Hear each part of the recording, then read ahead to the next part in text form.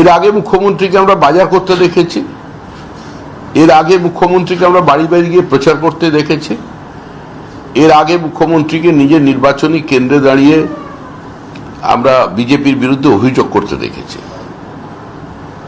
একটা রাজ্যের মুখ্যমন্ত্রী যখন নাম ঘোষণার পর নিজের চেনা নির্বাচনী কেন্দ্র,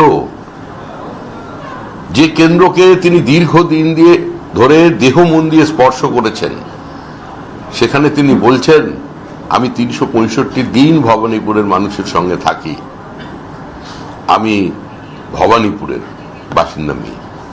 সেদিনই তো বোঝা গিয়েছিল নির্বাচনটা কোন দিকে যাবে। এটাই তো বিজেপির সবচেয়ে বড় সাফল্য যে মুখ্যমন্ত্রীকে সকাল 7টার সময় নামিয়ে এসছেন, খেলা শেষ।